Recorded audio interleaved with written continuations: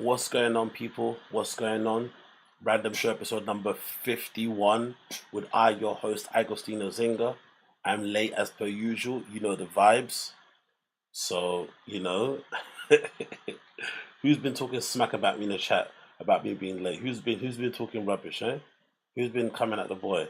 What am I seeing here? People, what is it? Matt Rizzy saying I'm watering my weeds. Get out of here. Brown saying talking about late beat. Get out of here. Kesha saying I'm late. Get out of here. Ace T is saying I'm drinking that Tiger Fit. Get out of here. Big up everybody in the chat, regardless. Anyway, I'm here. I'm locked in. I'm tuned in. Hopefully, you guys are well wherever this little show is going to find you. So it's going to be a quick one because I'm bored and I'm up late. So why not just do a quick little stream? And I wanted to quickly, go over some updates that have happened, obviously, in the world of comedians and whatnot. So why not do this now? Hopefully, you guys have been enjoying some of the clips I've been pulling out from the show. That's hopefully been some sort of semblance of entertainment. I've been trying to add the timestamps as I go along. It's a little bit difficult because some of the long ones are hard to get through because I hate listening to the sound of my own voice and whatnot. But regardless, I'm happy to be here nonetheless. Let me just move this chat box so it's a bit because it's bugging me that it's not center. Okay, let's get this over there. Let's get this there. Let's make sure it's like that so it doesn't look weird, right? Is that good? Does that look better? Maybe that looks better, I'm not too sure. But hey, regardless, big up everybody to the chat, big up everybody's hanging in there. As per usual, it's a random show. We're going to talk about random topics and whatnot, but mostly around, LA comedians and all the dumb stuff they say and do. We'll also have some random topics that I'll just throw in there that I don't really talk about anywhere else. So you'll see that featured on there. So if you love or if you don't like what you see, make sure you like and subscribe and all that good stuff. And yeah, tune it in and keep it going. And obviously, we've got a donation link in the chat. If you want to donate, feel free to do so. If you don't want to do that, don't have to. You can always press a little dislike button and get that engagement still going because everything all counts. That'd be much appreciated. And yeah, just kick back and enjoy the show, innit? Kick back and enjoy the mother blipping show. So, first thing I want to talk about, because I spoke about it a little bit on my podcast, which is going to be out later today, was the development of Kanye West finally admitting that maybe Sway was right. You know, that epic interview that Kanye had with Sway in the morning where Sway was basically telling him, hey, why don't you do your own thing? Why do you need to go with corporations and, with conglomerates and work with them to kind of do deals and whatnot? Why can't you just do things by yourself? Oh, yeah, you know what? Little note or caution, because I don't think anyone's noticed. Because I was recording a podcast, I obviously haven't caught my streaming headphone microphone thing set up thing, so I'm just using my podcast mic. So if the audio is much better, don't get used to it because I prefer to use my streaming thing when I'm doing streaming because I'm just fucking around and whatnot. And I'm just not taking it too seriously. But this quality is obviously going to be a lot better because this mic is actually decent and actually costs money and actually plugs into an audio interface. It's just a USB thing. So yeah. But you never know. If the reception test is good and everyone kind of loves it, I might just stick with using this mic. But this is my usual podcast setup that I usually have. Anyway, so Kanye finally admitted that Sway was right about maybe backing himself and sort of putting his money where his mouth is and doing his own manufacturing and not using kind of corporations and whatnot. Because now, given all the issues he's been having with Adidas and Gap, all those issues are probably not worth the stress of having access to their manufacturing and whatever it may be. And Kanye probably still doesn't understand that partnerships mean that there has to be some level of there has to be some level of give and take. In Kanye's mind, it's just you get in a partnership and you just let him do what he wants. Like it's really strange his way of viewing things, but I don't think he quite realizes that you're meant to kind of work in tandem. So if that's the case and you can't necessarily work well in teams or with other people, just do it on your own, innit? I know for me, I can't really work that well with groups and people, which is why I'm always on my own and doing stuff by myself and talking to strangers like you guys on the internet. So Kanye probably is the same way. So maybe I'm just like Kanye, or maybe Kanye is just like me. Who knows? Who knows? But it's the clip. Plus, that clip I'm just going to replay again because I thought it was absolutely hilarious the first time around. And when you watch it the second time around, it's not as funny, actually. It actually just paints Kanye out in a bad light. It makes him look like a rude POS, really, to be honest. But at the time, it was quite hilarious. But now looking back at it, considering what everything that's happened and much time has, gone by, Kanye doesn't necessarily look the best. And this hasn't necessarily painted him in a good light. But, it's part of the whole Kanye show thing. So this is Kanye on Sway in the Morning. You know what Nike told me when I asked her? We ain't sure. You know what they told the store, though, of my boy that run a store?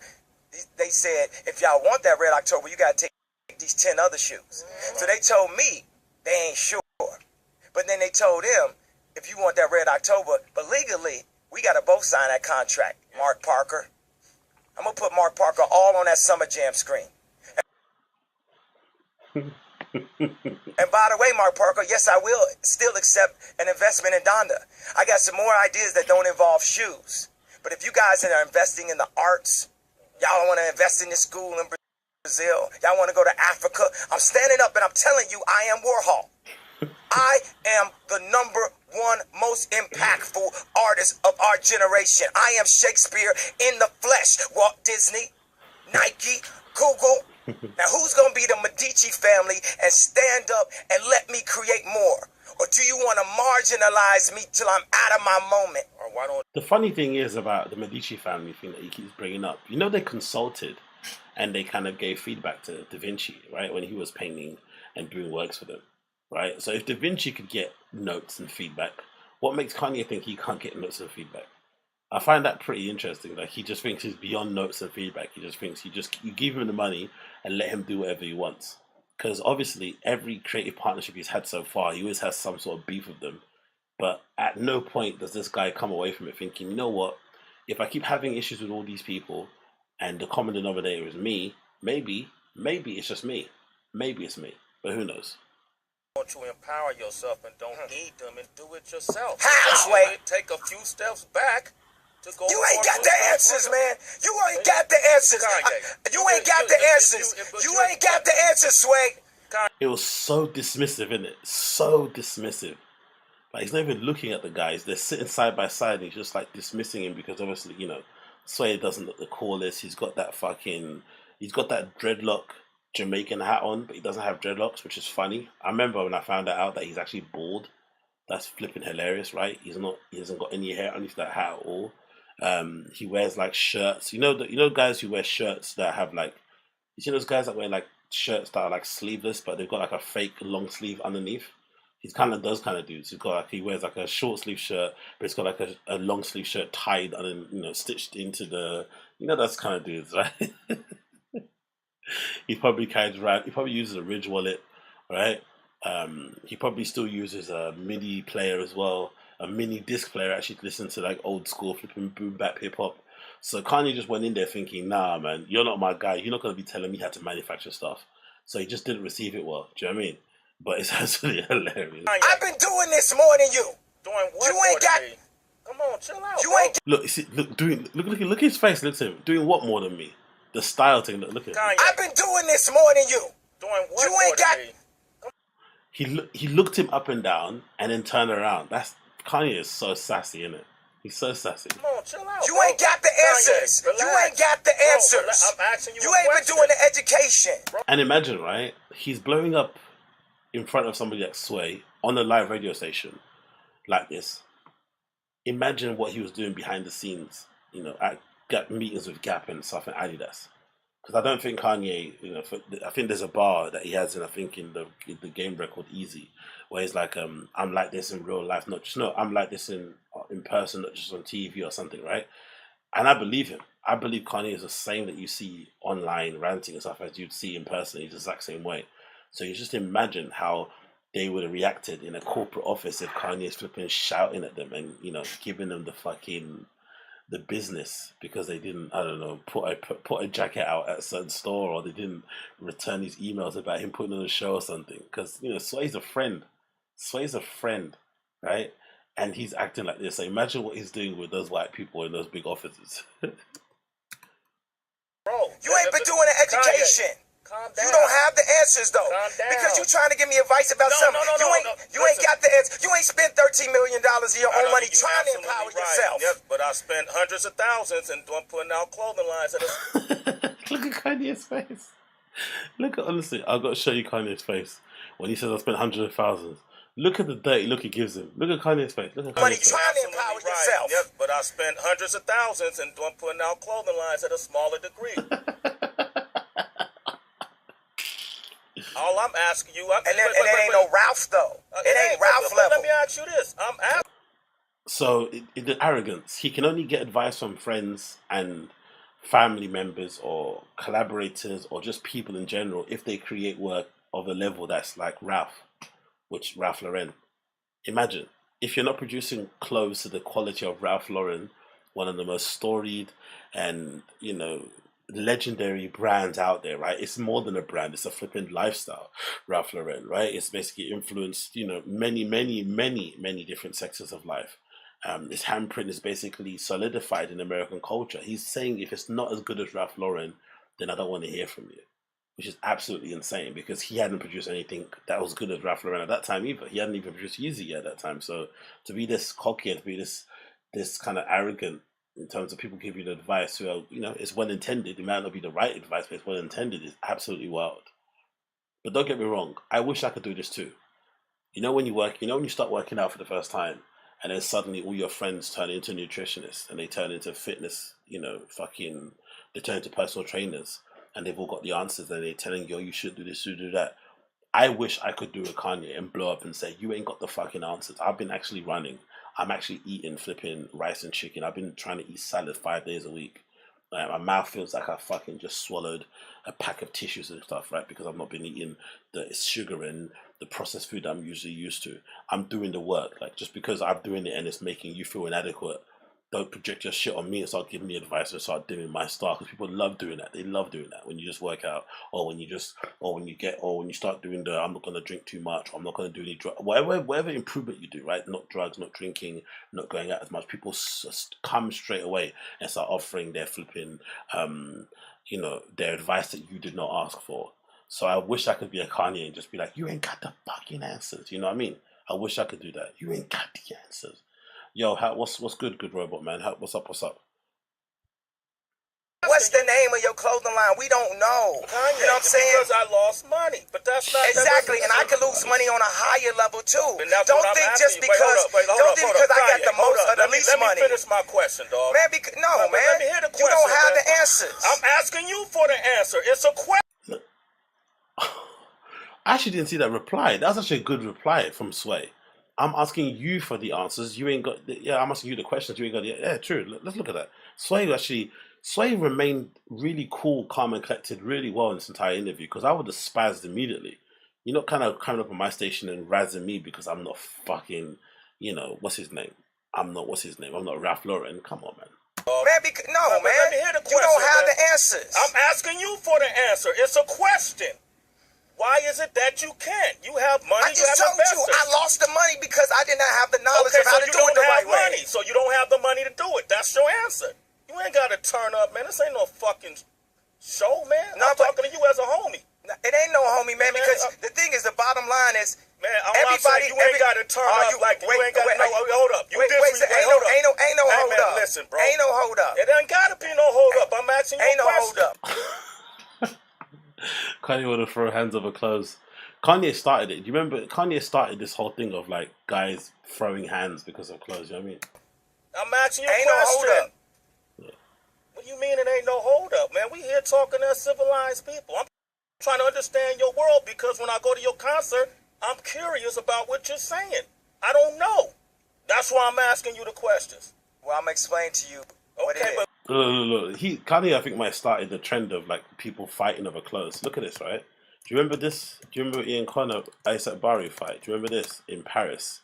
I think it happened at Colette or something, right? I was like thinking, why are these guys fighting in a store over clothes and shit, or just being aggy? It's weird. So I think this maybe Kanye's attitude around this sort of stuff and taking fashion so seriously led to the point where these guys are fighting over clothes. Do you guys remember this? I don't know if you do remember this, but happened a while back. I think it was that, and also it was during a signing when Virgil was actually R.I.P. the Great. He was actually signing something, and or he was actually doing a release or something, and these guys decided to fight. Ian Connor, ASAP Bari, Theophilus London.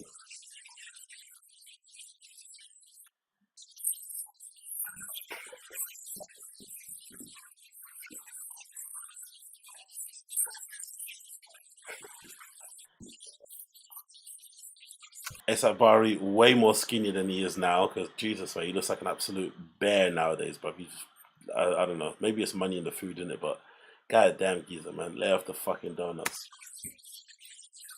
There's Virgil, right, signing T-shirts and being professional and doing his thing. A$AP Rocky in the cut. Ian Connor.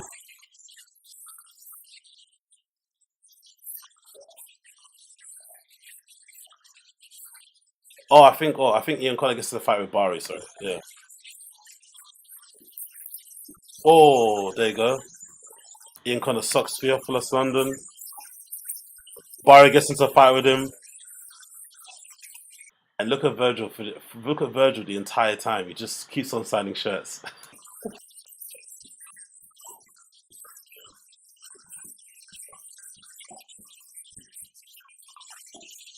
Look, Virgil's still signing shirts.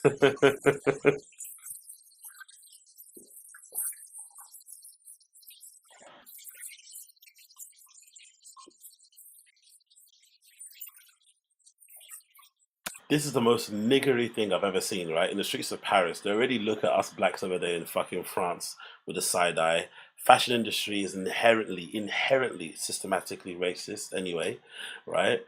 And you go over there, you finally got a door in, right? You finally starting to get some love. The menswear industry moves over to Paris Fashion Weeks. Things are starting to look up.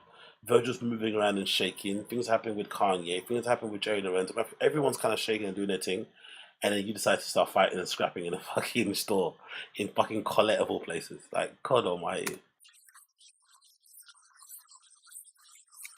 And that's why maybe that V loan jumper, that V at the back, got a bad reputation, right? Because everywhere you see that V, trouble's gonna be brewing, right? Every time you see some guy walking around with a V on the back, you know something's bad's gonna happen. It's like the Palace trifeg, right? That triangle. If you see some kid with a Palace triangle, you know he's probably got some ket in his sock. You probably know he rolls his own cigarettes. He doesn't clean his nails. He's got a dog he doesn't take out for walks. He drinks warm beer, you know, that kind of thing. But if you see someone with a V on their back, you also know they're willing to fight you over a pair of Jordans, literally.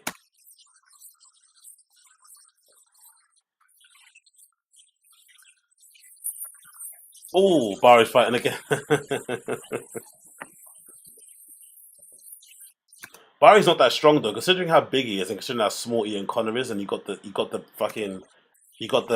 stole off on him. He should have been able to lay him out. He should have been able to lay him out. He doesn't punch that hard, did he? Do you know what I mean? Hmm.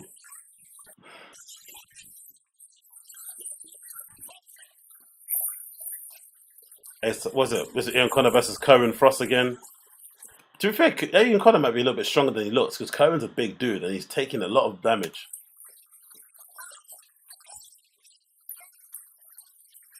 Who is that in the floor? Is that Ian Connor? Who is that?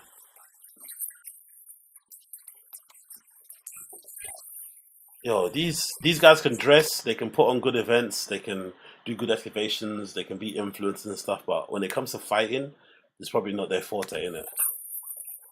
What the hell is going on here? That's probably an Air, you know what? That's probably an Airbnb.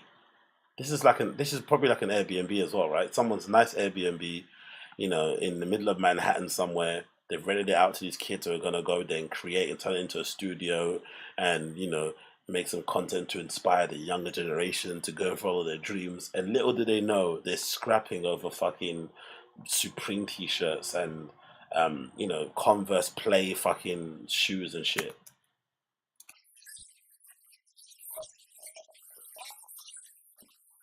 The time hugging the guy that got punched in the back is still hugging. He hasn't thrown a single punch yet. He's been punched in the liver. He's been punched in the kidney. He's been punched in the back.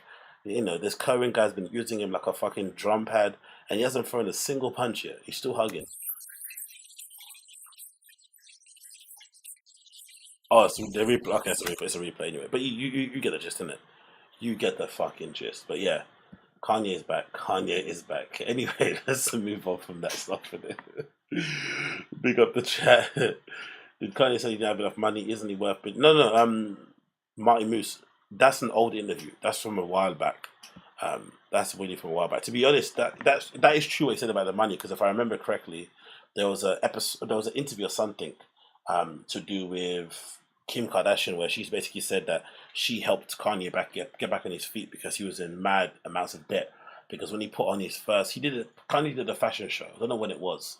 It was in Paris that he basically self-funded. He basically put himself on a calendar of Paris Fashion Week, because from what I understand, Paris Fashion Week, you have to be invited to showcase there. You can pay for it, but it's usually an invitation, but you can buy your way into it. But obviously, if you buy your way into it, it's a lot more money. And he basically self-produced the whole thing, didn't have any connections to the fashion industry. The fashion industry in general wasn't really that warm to Kanye when he first started.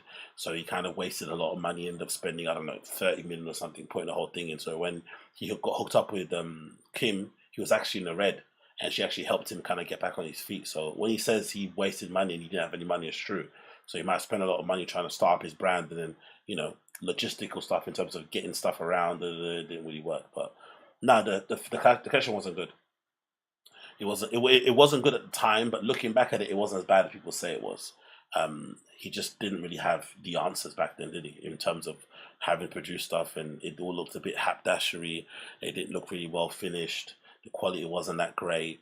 It didn't look like it fit the greatest on the models down the runway too. It just looked a bit sloppy. But in terms of the ideas, in terms of him actually, having an idea of how to, what women would want or what fashion should look like, or having a point of view and a taste level, he did actually show that. But obviously at that time, people hated Kanye more. I think design-wise and creatively-wise, they didn't really look at him the way they do nowadays. So people were kind of prone to kind of criticizing him a lot when he first came in. So he might have had a reason to be so antagonistic about it, but I just still find it absolutely hilarious that how all that stuff happened anyway. But anyway, quickly roll on for that one.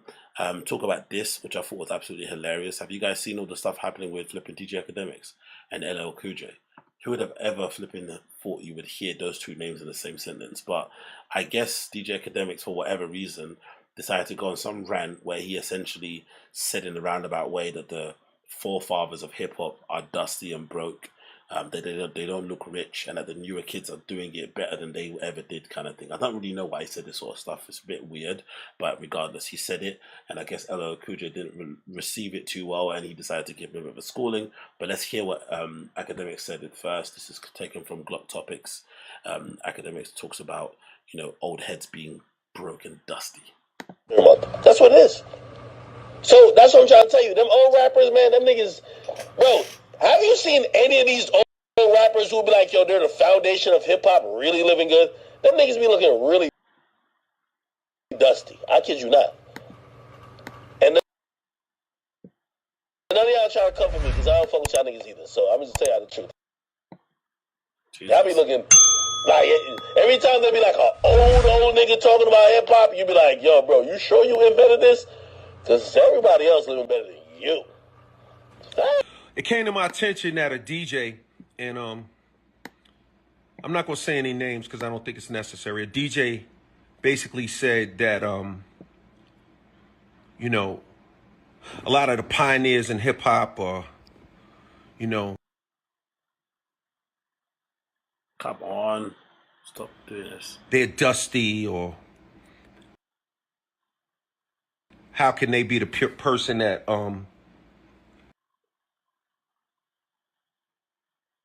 Come on. Invented hip hop if Yo, what's happening with my computer today? Oh my god, why is it doing this? Please, come on, please. LL Cool J is a legend. They don't have a lot of money. I don't know why it's doing this. Let me refresh this quickly. It's acting like an absolute bitch. Come on, brother.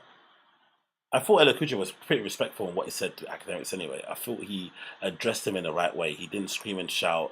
He just, basically gave him a bit of a talking to like an elder, and basically explained that just because you make a lot of money doesn't mean your contribution to hip hop is, better than someone that didn't make money. It's an absolutely bizarre way of looking at things in general, especially as a culture in it, as a burgeoning industry. As a lifestyle, whatever it may be, it's not always about monetary value. But these kids nowadays, because they're seeing so much, you can't blame academics for thinking the way it does, because these kids are seeing so much money so quickly and in such large amounts, especially with social media and streaming and just the access to it. It makes sense why these guys would get so gassed, because they're seeing more money than anybody would. I'd imagine it's safe to say that probably Academics on his own probably makes more than some media platforms make, right? Just doing his own thing, ranting into a camera, reporting on stuff on his page. He probably makes more money as a single entity than some big companies and some big conglomerates do. But that's obviously because things have changed, right? The nature of media consumption, nature of the business in general, the fans, the expectations, all that stuff has changed. But to kind of dismiss and to poo-poo the influence of the forefathers is doesn't make any sense, because essentially you wouldn't have a job, you wouldn't be where you are if those guys didn't come before you and and basically paved the way. And there was a time, even now it happens to some extent, but there was a time back in the day where certain hip hop events couldn't happen or go on in certain areas because the police would stop them. They'd take certain hours off the bill. They'd want to change the whole lineup, regardless of it may be. So now the fact that essentially, what do you call them? Gangster rappers are essentially selling out stadiums, right? Especially in places like in the United States, or selling out big arenas, going on large multi-state, multi-city tours.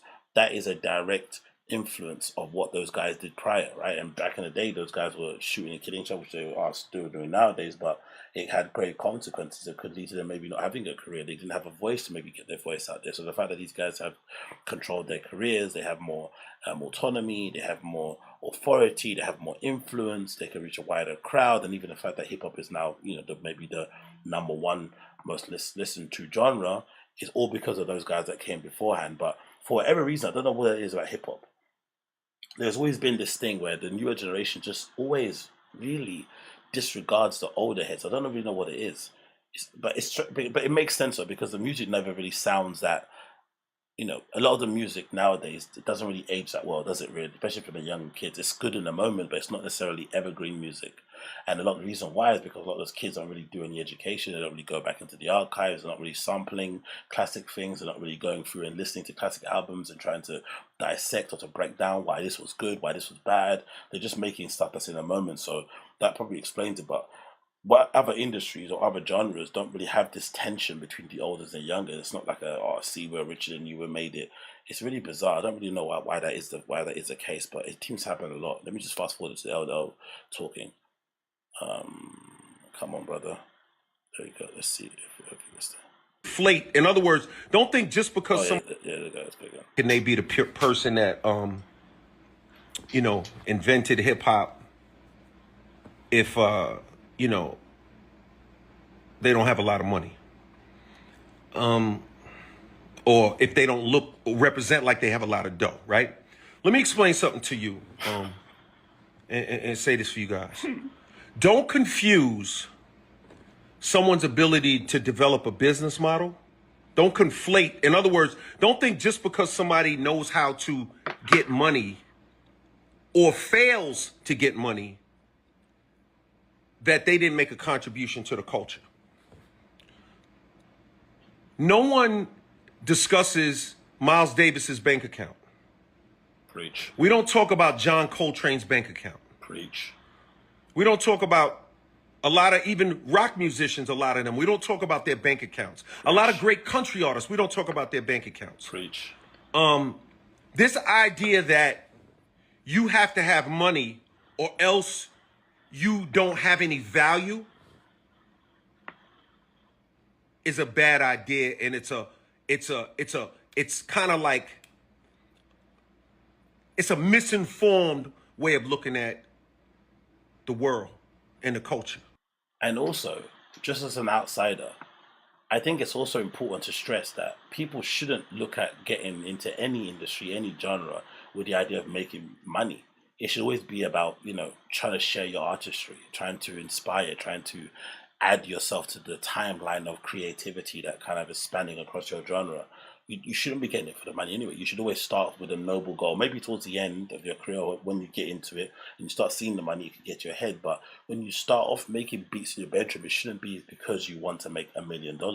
It should be because you think you have the hardest beats and you want to, have the best rappers in the world rap over your beats, or you want to be a greatest producer, you want to put together an album that wins a Grammy or something, or you want to have an album that, maybe, gets inducted into the fucking Rock and Roll Hall of Fame or whatever it may be. That's what you should be maybe getting in it for. And also, the reality situation is the vast majority of people that get into this sort of genre or music, whatever it may be, entertainment, the vast majority of them aren't going to make money anyway.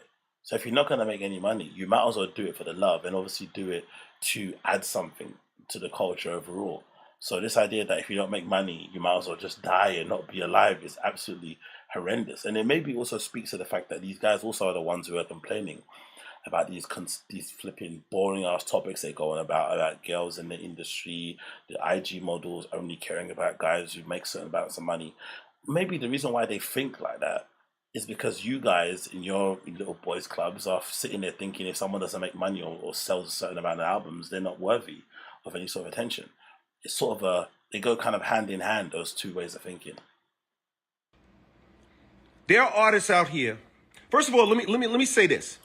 First of all, like, let's talk about like young artists, right? Who I love. I love the young artists. Let's be clear.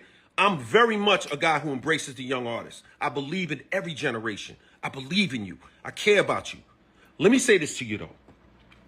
Today, you could come up with your 5-year plan, your 10-year plan, your 20-year plan. You can go find a manager. You can find an accountant. You could find somebody that means something to you, to help you. You could find a team to help your career go to the next level. When hip hop first started, there were no managers. There were no accountants that believed in it. Record companies didn't even believe in it. Nobody believed in it. How can you make a 5-year plan or a 10-year plan on something that doesn't even exist yet, that people have never even heard of? So just because a couple of these guys and girls and people out here made songs and made music and made contributions to this culture, or even dancers danced and made these contributions go, just because they didn't get rich, just because they weren't able to pile up millions or billions of dollars, does not mean that they didn't make a contribution to this culture.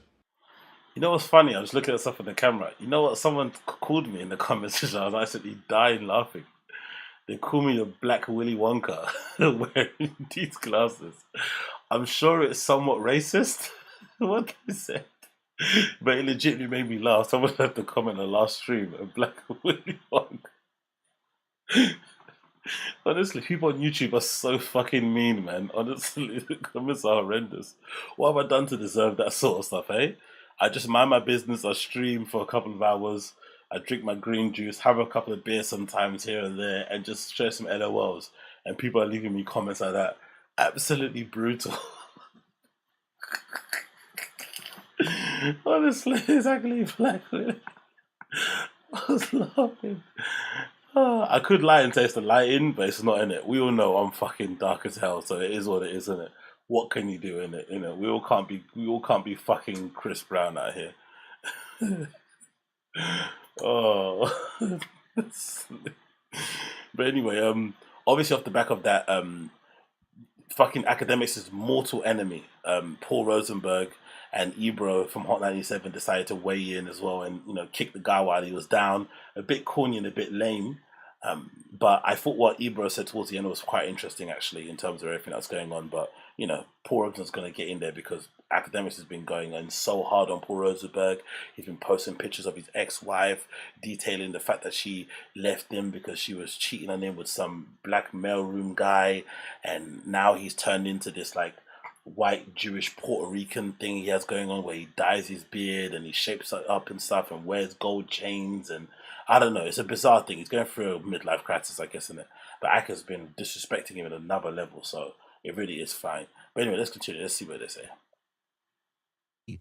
And, if you invented the culture, why are you Dusty? And LL responded to that, and LL said one thing that I thought was really good. Don't confuse the appearance of having money with your contribution to the culture. That's right. That's right. But also to the same extent, because these guys are going to get a little bit puristy, don't also assume because you're in it for the purest reasons and you're trying to do it for the culture, quote unquote, that it makes you better than people who are only in it for the money. You know what I mean? No, like, let's be real. Like, let's try and make good music, but let's also try and make sure that we are, keeping the lights on. We're putting our kids through school. We're paying our car note and stuff. Like, let's also do that as well. Let's maybe do both at the same time. Let's not try and make it like a backpack purism boom bap type shit. Like, allow it, because that's when you're gonna lose me. Right. Like that's not so. No, you can't knock someone's hustle if they made a lot of money, but you don't have to acknowledge their contributions or lack thereof. That's right. To the culture. That's right. That's facts.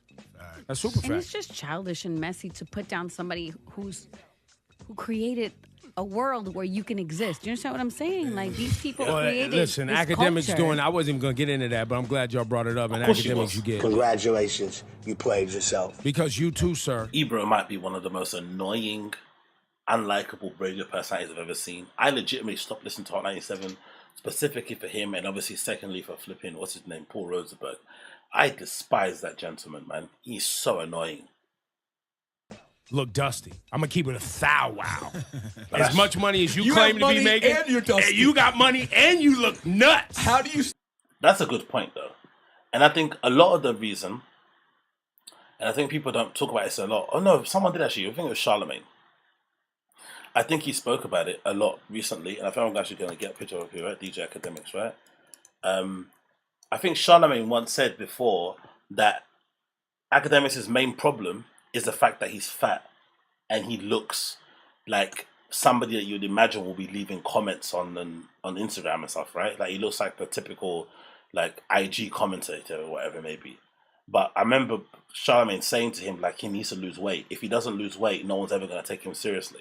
And I think there's some truth to it. I really do think there's some truth to it. I think if you look like this, it's hard for anyone to take you seriously when it comes to you talking about girls, when it comes to you talking about money and hip hop stuff and swag stuff, whatever it may be. He just looks like a dork, right? He looks like a little bit of a loser. But it's not. But it's also not fair because I think most fans of this type of music, really and truly, the fans that buy it, don't actually look like Little Baby. Do you know what I mean? They're like suburban kids who basically look like this. But a lot of his issue, I think, comes from the fact that people don't think he's intimidating. They don't think he's that impressive. He looks like he maybe, eats too many burgers and whatever it may be. Not very cool in terms of how he dresses. There's the best one is when he was wearing fake Supreme. That was absolutely hilarious, right? Remember that Supreme hoodie he was wearing? Like, absolutely horrendous, right? Like, what the hell is going on here, right? No idea on swag, like, utterly swagless. So I think that is a major part of his issue. I think if he just got into the gym, worked out, and fixed up his diet and looked amazing and carried himself in a better way, I think he'd be fine. I really, really think he'd be fine. But I just think the way he looks and how he speaks and stuff just makes him, come across a bit odd. But, that's not my beef. That's not my problem. I don't care for the most part, but I just wanted to talk about it because this is the random show. Anyway, let's move into the topics that you guys are actually interested in, and let me not bury the lead too much, and let's just dive on in to the stuff that you guys want to hear about. Let me see if I can get it up on here. 1 second. Where's the tab? Oh, why do I always do this to myself? Boom, boom, boom, boom, boom. Where is it? Oh, come on. Okay, there we go. Have I got it? There we go. Yes, I have it. Oh, I have it. So, it appears as if Joe Rogan. It appears as if our boy Joe Rogan has finally seen the light. Oh, look at that. Look quite cool, isn't it? That'd be a good album cover. Anyway, it looks like Joe Rogan has finally seen the light, and he has now publicly, in a weird Joe Rogan way, said in a roundabout way that Brendan's stand-up is pretty shitty, but he's a good guy and he's his friend. But he's also maybe admitted and also acknowledged that the whole weird thing that he was doing with Dana White and that conspiracy theory concerning UFC 297 was completely unhinged and obviously incorrect. This is the first, I think, occurrence of Joe actually publicly admitting or acknowledging that maybe some of the blowback that Brendan gets, blowback pause, or is that pause or is that AO? I'm not really sure. But anyway, the blowback that flipping Brendan gets online is somewhat justified. Because one of the things that used to infuriate me about all those guys in general, number one, obviously, was the cowardice. It took 3 women, basically, in Esther and Kalila and Annie, to call him out for suddenly the floodgates open, people to say, okay, maybe he's not the nicest human being in the world.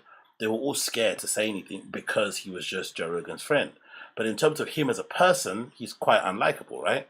And also the fact that all the things the fans were saying online weren't necessarily things that were like super out there. They were just things that he basically had done and said on podcasts that people didn't necessarily vibe with. And the really strange thing about most of the stuff that Brendan's done over the time, for the most part, they're things that can be easily fixed. Like even the issue that happened with Kalila, if he would have just kind of like put his hands up and said, "Hey, I fucked up. I shouldn't have obviously tried to hook up with a comedian's flipping girlfriend," right? It's something obviously I overstepped the mark. I'm really sorry. I'm embarrassed. What happened again? And whatever. Just apologize in a really sincere way. It would have been done easily, quickly.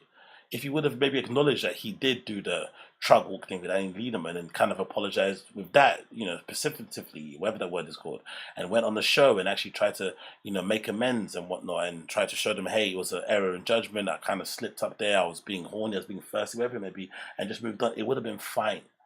But his refusal to admit his own fault, his refusal to maybe, see how other people maybe view him is why people dislike him the most. And again, because he keeps getting rammed down people's throats, because the people around him who, usually are meant to call it as it is, I'll go out their way to kind of not say anything and are scared to mention it because they don't want to get cancelled in the industry by Joe, which is weird because they're all anti-cancel culture. It's a very bizarre street industry in general, whatever goes on there.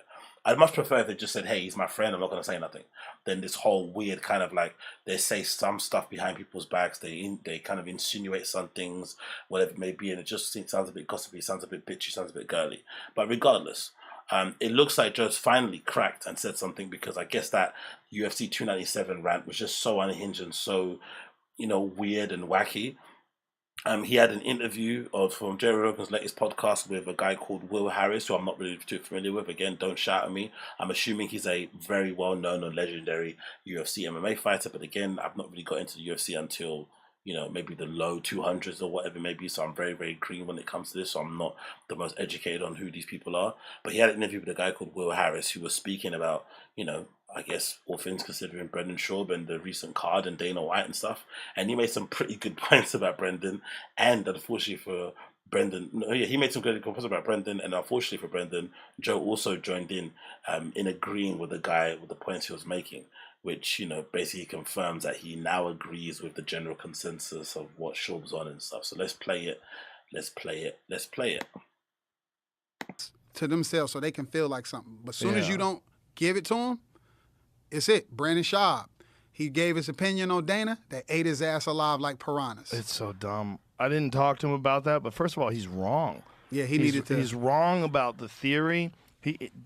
Look, Brendan's my boy, but he needs a handler. Yeah. He needs someone like me around him all the time. What are you going to do? No. Yeah. Here's why. Yeah. And he'll go, yeah, you're right.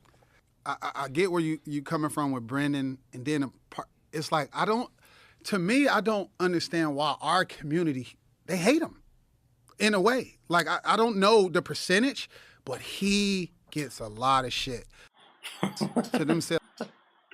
The funny thing, right, about this whole clip, the hilarious thing about it is Joe's weird defense of Brendan actually makes Brendan look worse. The fact that he says he needs a handler, like as if like, he can't be trusted at his big age, right? He's nearly 40 years old. He has 2 kids and a wife.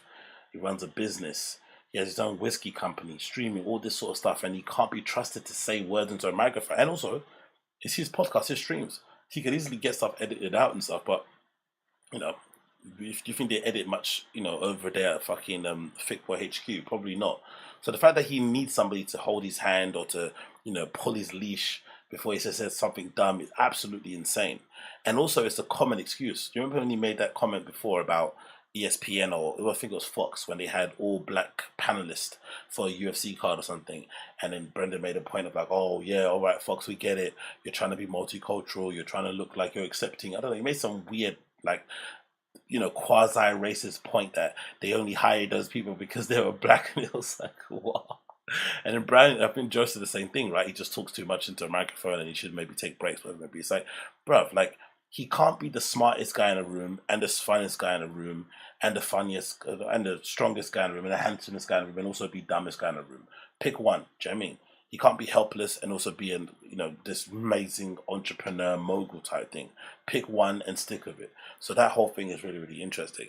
And then the other bit I thought was interesting was what obviously this guy Will Harris said in terms of everybody in the community liking him. And I think I made the point about it beforehand, which I think was the most concerning part of it, because I think it's one thing if the comedy community doesn't like him, right? Because the comedy community makes sense, right? Comedy community, not community. Comedy community not liking Brendan makes a lot of sense. Because, mainly from what I've seen, again, only observing from the outside in and seeing it from podcasts, comedians are bitches for the most part, right? They're really catty. They backstab. They talk behind each other's back and stuff. And I think maybe it's because of the industry, because it's so hard to break through. Because before the social media and streaming and whatnot and internet, it was really difficult to get gigs, and you had to always get approved like an actor, and basically get, you basically had to have somebody you basically say, hey, you're allowed to do your job type of thing. It kind of made everybody really kind of catty against each other. And I think those kind of catty tendencies haven't left the scene, even though people now can make loads of money on streaming and doing podcasting and stuff, whatever it may be, and doing their own tours and performing in front of their own fans. There's still that element of bitchiness and cattiness. So maybe Brendan was never going to get any love in the comedy world because they're just catty people. Even if he was funny, they would have never accepted him because he's not one of them, right? But the UFC thing is really odd, because he was in the UFC when it was, still in its infancy. He was pretty well known at that time because there weren't that many fighters on the roster. He did pretty well because, again, the skill level wasn't that high. He had a decent personality. He could hold a good interview. He could, sell a good fight, sell a card, whatever it may be. He was obviously on, what's that show that he did as well? That obviously helped to do that thing. So obviously with the cast members he was on as well, that kind of helped to boost his profile. He had a connection with Joe, connection with Bryan, who was tied in there. All that stuff was really good, right? Yet somehow post-UFC, his reputation has actually gone down. Like, he was all right for the most part when he was fighting, but it's actually gotten worse over time, which is mad, because for the most part, even fighters that people don't like personality-wise, there's always a level of respect for those guys because they get into the octagon, right? They actually go and fight dudes in this ring, right? They're willing to put their lives on the line, put their bodies on the line, for glory, to pay the bills, whatever it may be. So it's always in the respect. But it feels like with Brendan, the respect doesn't exist at all. People enjoy posting videos of him getting knocked out, for instance. They enjoy posting videos of him looking sad, looking spaced out on the floor. They enjoy posting him doing that jiu-jitsu competition that he did, where he just tried to stuff the guy's takedowns and didn't really engage in any way, shape or form. People really, really, really, really enjoy all that sort of stuff. And it goes to show that maybe there was always something in this guy's personality wise that people just never liked in the long run, because he was always disliked in the UFC, and then that kind of trickled into the stand-up world. Even though he started off okay, I think, in podcasting, comedy world, because like I said, I was a former fan of Thiccc, and I used to love the podcast when it was on Fox, and he came across pretty well. He came across like the lovable sort of like jock that you're kind of rooting for, right? He came, you know what he reminded me of? Brendan Schaub back in the day. Brendan Schaub reminded me of Pat McAfee. Right, that guy that's got that amazing podcast that used to be on Barstool Sports. He was a former NFL kicker and stuff, and he's just a really cool, all-around dude, right? He reminded me of Pat McAfee earlier on. You went to root for him. Like, it didn't work out in his career. Maybe he kind of got injured or whatever it may be, and he was doing this other thing in media, and he was kind of, taking his friends along with him on the ride, and you went to kind of root for him as a fan on the side, because you went to see him kind of achieve his dreams or kind of get some level of success in this thing that he kind of had to fall back on. But then over time, I don't know what happened. Maybe it's the gigs at E, maybe it's the Hollywood thing. He just changed. But then maybe I don't. But that's the thing I'm thinking. Maybe he didn't change, because if he was always hated in the UFC, right? Maybe that personality, he basically suppressed it in a way. He kind of tried to act like a normal, decent person, and then when the fame and the money came, it just it awoke this flipping monster, and he turned into whoever he turned into. Because once he started getting gigs. Once he started getting gigs on the road, once he started booking clubs, Brendan turned into an absolute animal. Like, he was a different person. Once you started to, see that gig money come in, and he started to overtake, quote unquote, some comedians. He was on the Comedy Store lineup, getting bring-ins from Joe and every other person. He just changed as a human being, and since then it's been pretty impossible to bring him back to any kind of level playing ground. I would have assumed that Kalila thing would have been his kind of come to Jesus moment, but when that happened and he kind of doubled down on the redactedness, I thought, okay, this guy's lost cause. I think I mentioned it beforehand here. I think my somewhat Christian background always makes me kind of believe that people are somewhat redeemable. But I think this guy's done. Not in a bad way. I just think his personality he has now is what he's going to have. Plus, he's nearly 40. Like I said, he's got 2 kids. He's got a business. He's got friends. Well, there's no real need to change, right? It's only us small community of people who are basically shouting at him that he probably has a shitty personality. But for the most part, he doesn't necessarily see it. So I wonder how he's going to interpret this interview. For me personally, I think he's just going to hear Joe saying, "That's my boy." He's not necessarily going to see the little notes that people are saying about him needing a handler, people not liking him. And also the fact that, I think this is Will Harris guy mentioned it, he went after fucking Dana White. And Dana White is incredibly unlikable, right? In terms of how he runs the UFC, the fighter pay, the lack of healthcare for fighters, him being against the fighter union, the way they do the rankings, the matchmaking. There's loads of things about Dana and just the way he talks to his fighters, talks about his fighters, talks to the media. Dana is an incredibly unlikable person.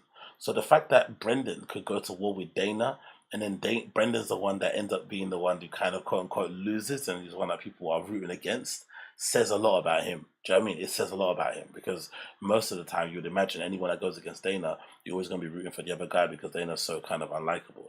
But then I thought the end bit of the podcast was even more interesting, right? So they continue talking for a bit, and Joe like flat out admits and says that, you know, Brendan's stand-up isn't good. Like, at first I thought he meant stand-up as in like stand-up comedy.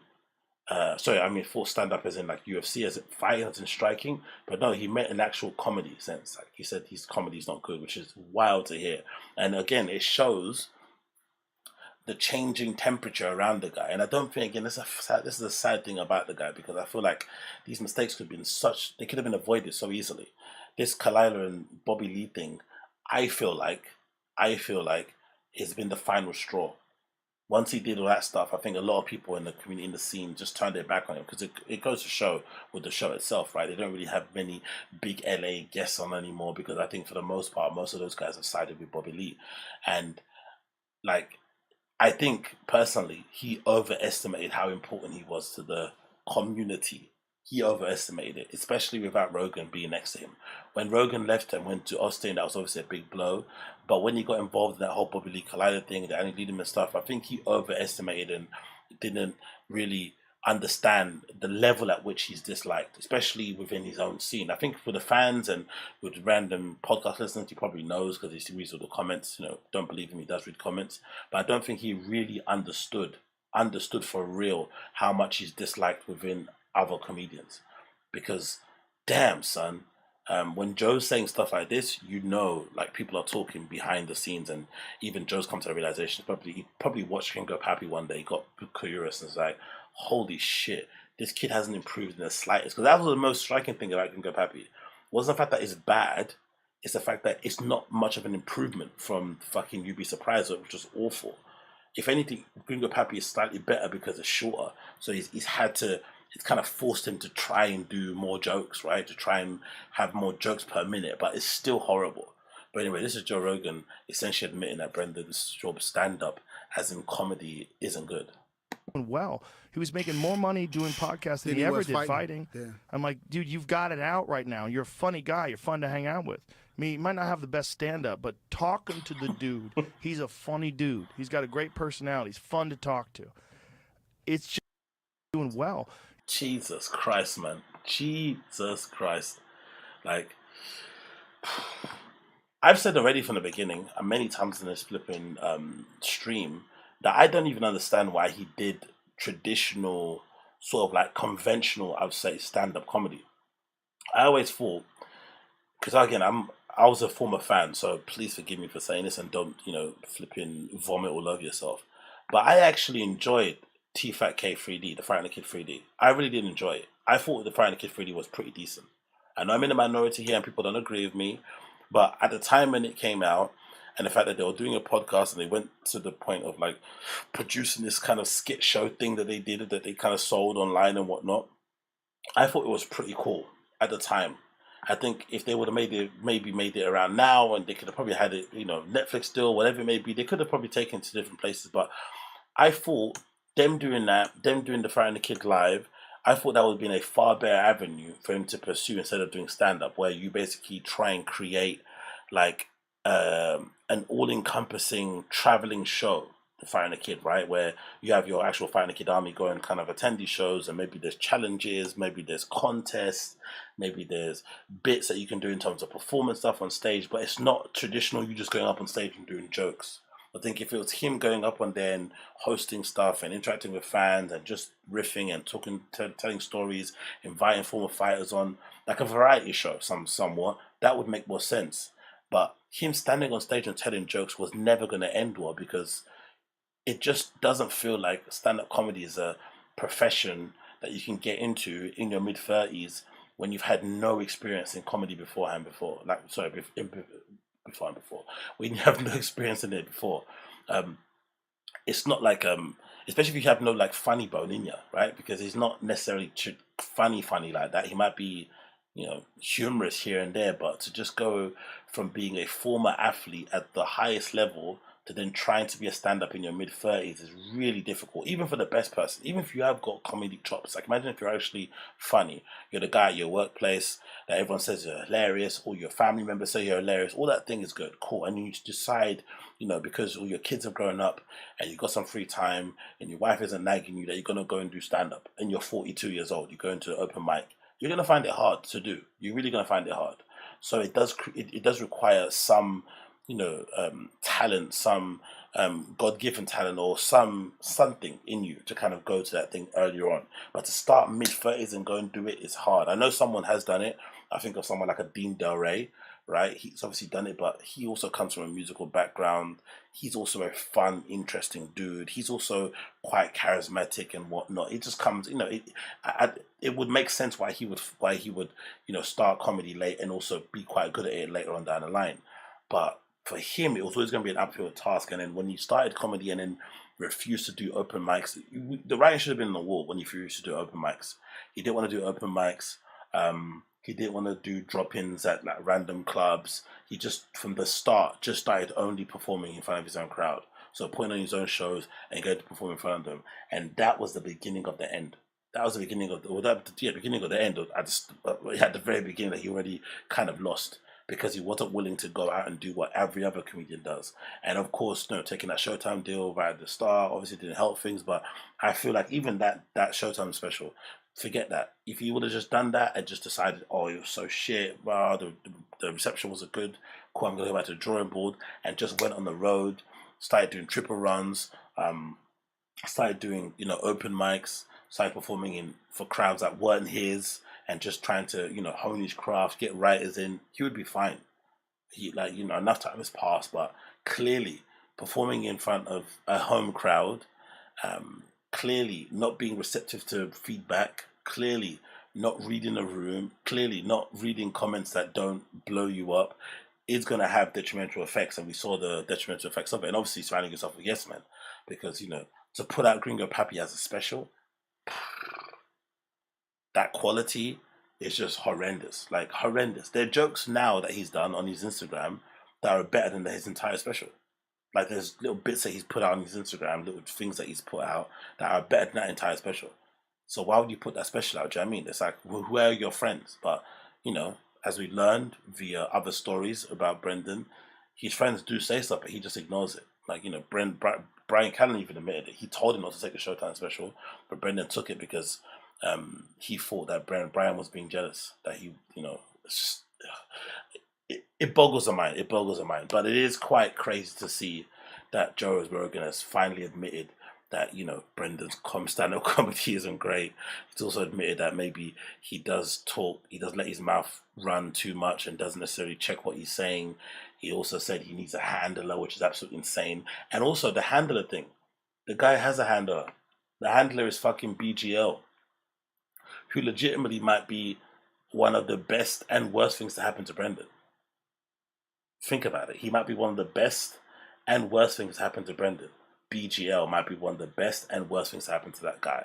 Because essentially, BGL was like Brendan's new ride or die, right? Which he desperately needed. Say what you want about the guy, but, he, all of his actual friends in comedy fell off the face of the earth.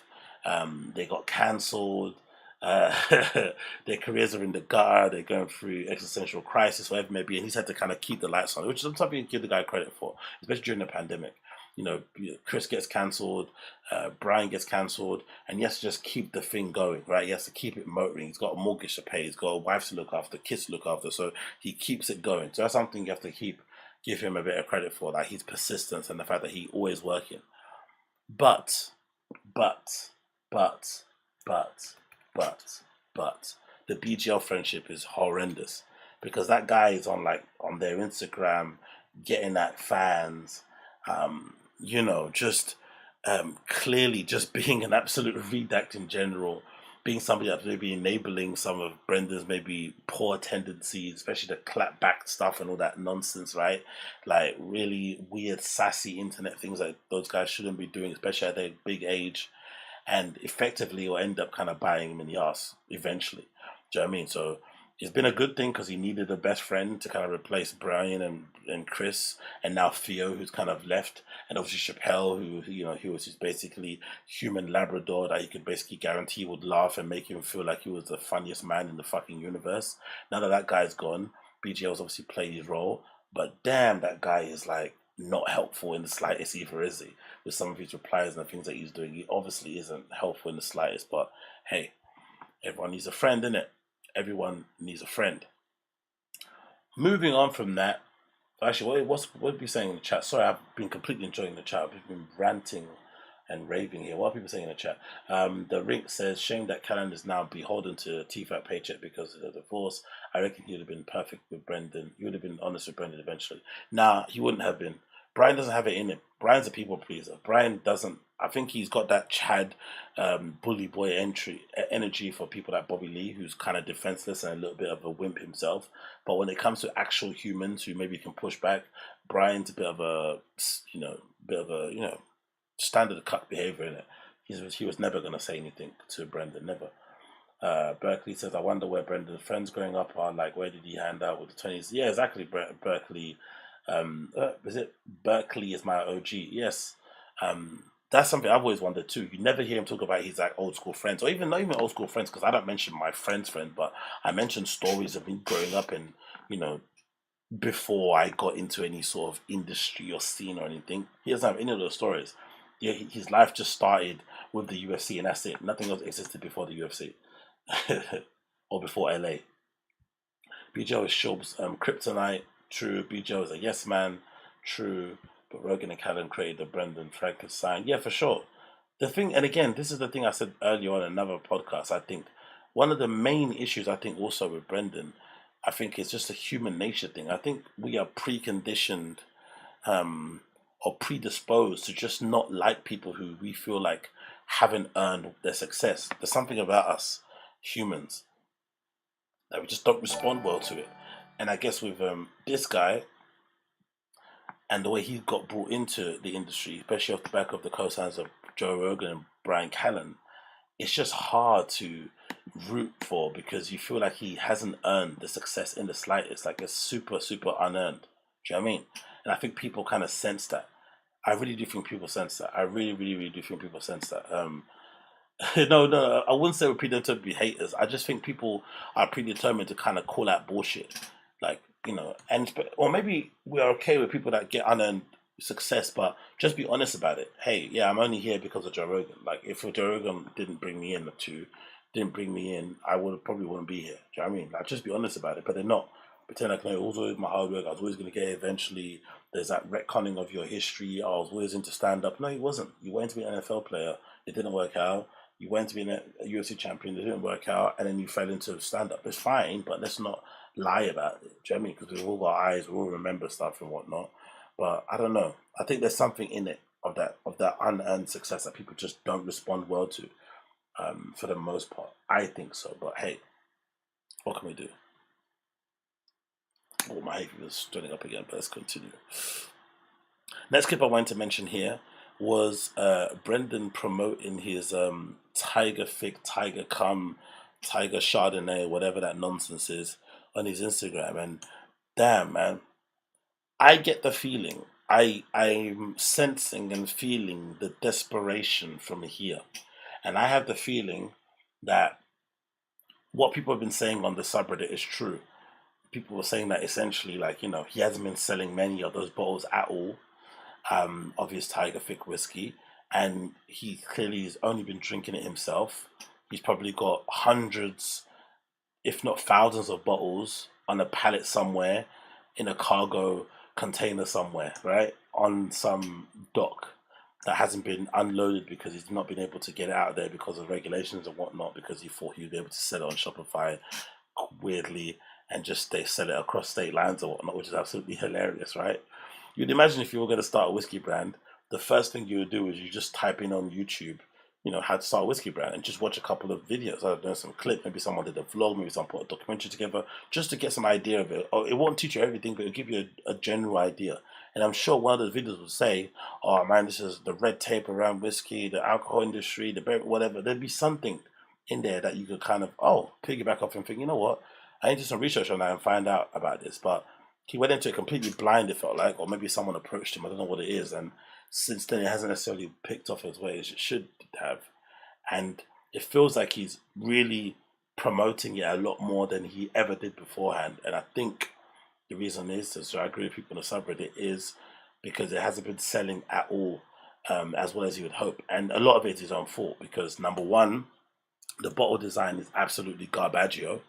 I think it looks like a bottle of soy sauce or olive oil or whatever it may be. Not even the bottle design, sorry, not the bottle design. The label actually makes it look like soy sauce. Because the bottle design is pretty standard, kind of whiskey bottle shape. But the bottle labeling and stuff and stickers make it look like soy sauce, make it look like olive oil, make it look like a vinaigrette or something, right? It just looks bizarre. Or maybe even one of those bottles that you see at like a trendy bar that's got a candle in it, right? That's what it maybe looks like, right? And they kind of let the candle wax sort of like fall all over the outside of it. That kind of looks like one of those kind of bottles. But the label is absolutely horrendous, and the name is even worse. Tiger Thick whiskey just sounds like it's short of saying Tiger Come. Do you know what I mean? Like, it just looks bizarre.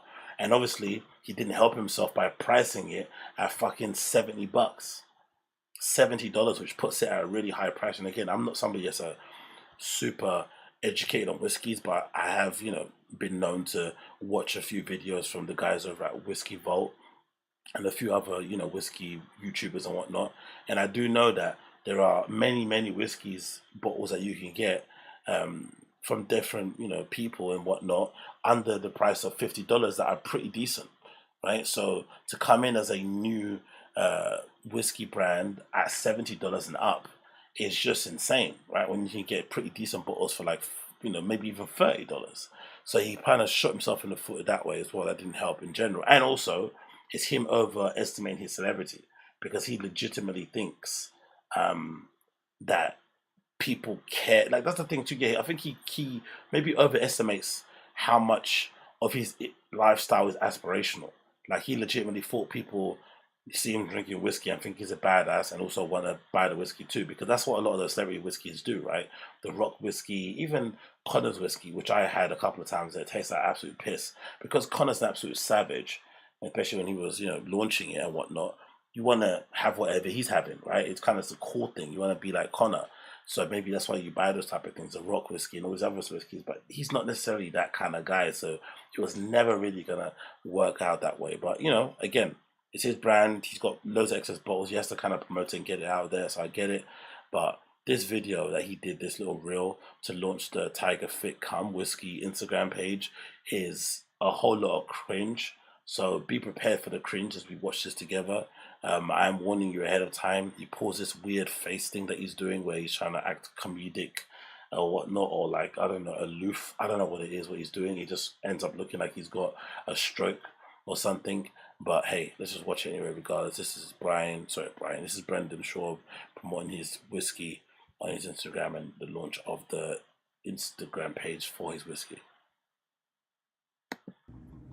Hey, Brendan.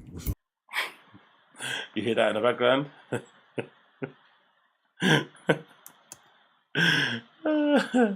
BGO, you know, telling Brendan, you know, through the bushes, hey, we're on live.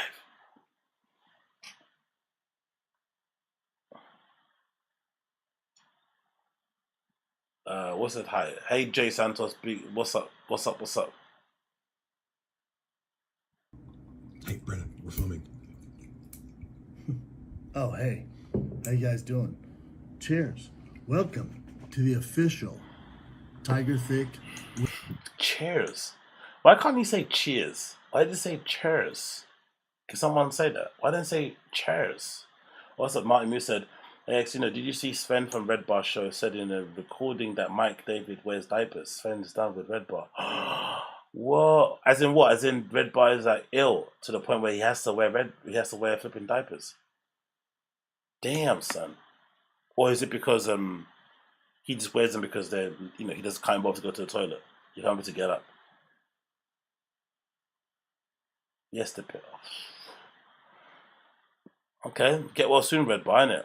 I wonder if there's some people out there that think Red Bar's illness and him getting super sick is like karma for him like hating on these comedians so hard. What do you guys think? Do you think it's karma, or do you think he's just always been predisposed to having these? What is it? Is it new? What does it got? I don't know what he actually suffering from. Actually, I have no idea. And I don't even know who the fuck is Sven anyway. By the way, is that all I know is Red Bar and I guess his missus, right? Is the wife that kind of giggles in the background. I don't know who's Sven. Oh, he has lupus. Oh, it's just life. Okay, cool. Okay, cool. All right, he has lupus. Okay. My bad. I had no idea. So that probably explains a lot of it. Bloody hell, man. Yeah, he looks really gaunt last time I saw him. Obviously saw a lot of his streams and whatnot. It's told me the justice. Okay, cool. Sven is taking care of Jules. Yeah, like Stevie Blue Eyes was taking care of the Mexican, right? That story was so weird, man. What was the story that Brennan said? Like, the alarm went off at his house, he was on tour, so he called Stevie Blue Eyes to go around and stay with his family, and Stevie Blue Eyes stayed in the house alone with his wife and slept on the sofa or something like. Yeah, all right, man. So she did. Anyway, let's continue. Cheers. Thiccc Instagram. Now, there's been a lot of chatter online. A lot of chatter. How good is this sweet, thick? What's with this face thing he keeps doing? What's this like side smirk thing? You can't even see. I'm so dark. There's no lights here, innit? Yeah. What's with that? What's that side smirk thing he's doing? What is that? Is he even watching wrestling or something? Like, what's happening? What is this? Like, this man's acting is fuck. Imagine the auditions man went on, man. Like, oh, this is awful. Let's continue. Some say it's the best. Have we won awards? Sure. Does Joe Rogan, Bert Kreischer swear by it? Yeah, they do. You guys like them, okay? They know. I don't know if Bert's the best ambassador for endorsing alcohol because he's kind of person that looks like will drink anything as long as it's got some sort of alcoholic contents. And Joe's known to be a shill for hire. I mean, he'll say something's good just because someone's paying him a paycheck. I still remember that one episode where he tried to pretend like McDonald's didn't sponsor them. You remember that one? He was just openly ordering and eating McDonald's on the fucking show as if like he didn't fucking get a big check from it. Like, so unnecessarily slimy. But yeah, come on, man. A thing or two about good whiskey. It's not for me to tell you. I'm showing this stuff out. It's pretty damn good. I worked hard to create this sweet, thick nectar for you guys. What's with the sweet, thick nectar? Would you even want your whiskey to be associated with the word thick, even if it is written the way he writes it, redacted and whatnot, but just thick in general? You won't want your whiskey to be referred to as thick in any way, shape or form, right? Maybe it's me. And people go, where can I get it? Oh my God, where can I get it? Well, calm down, right? Calm down. You can get it at thickboy.com. Delivers right to your house. That's easy. You could also, if you want, come see a comedy show. Any of my tour dates, guess what? All the venues are going to be carrying Thiccc. Okay, fucking hell, mate. He's doing pretty well reading it, to be fair. It looked like he practiced this a while, because usually, the pronunciations and the messing up with the words and the sentences is a bit mad. But Jesus, man, he's fighting tooth and nail to get this out, innit? I'm gonna buy you guys a One bottle looks like it's already finished next to him. 3 there left. round. Yep, that's right. Round on me. Come to the shows, round on your boy here. Okay? So welcome to the official Thiccc Instagram handle. If it doesn't come from here, if it don't have 3 C's, if it's 2 C's, 1 C's, that's bullshit. This is all real. Welcome to Thiccc Whiskey.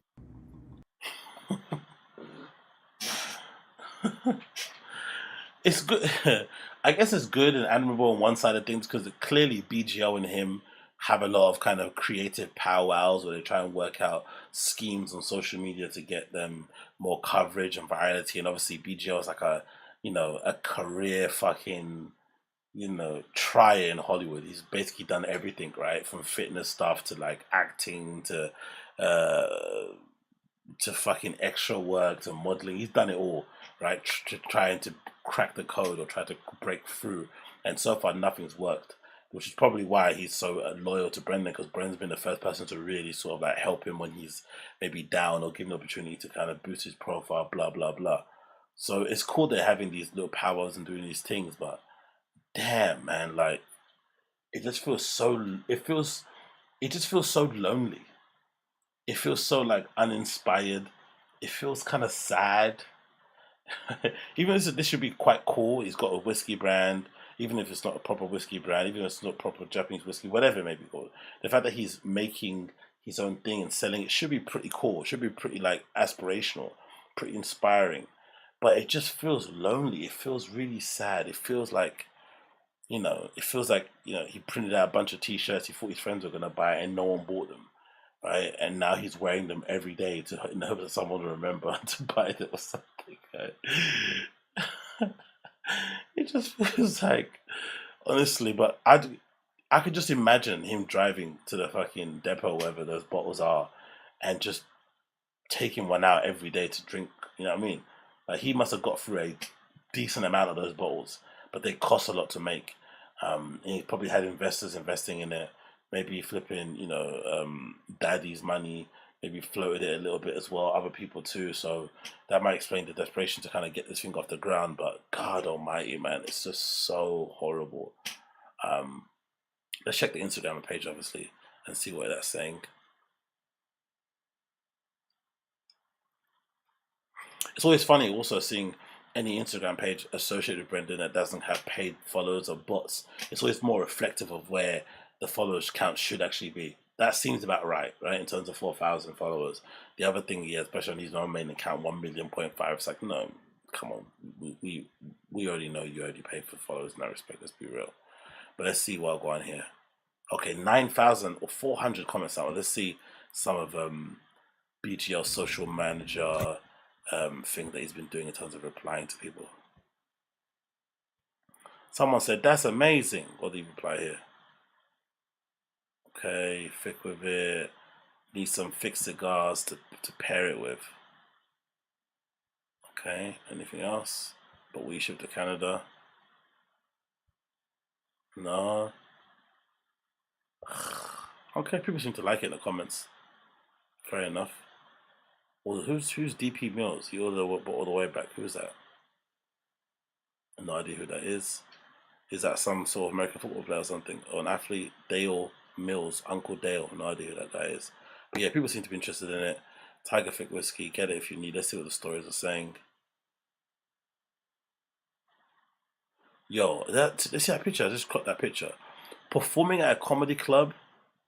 Oh shit. I see a super chat there. Big up Donald Dump for the $2.79. I appreciate you, brother. Thank you. No messages or anything, but thank you. So I appreciate you.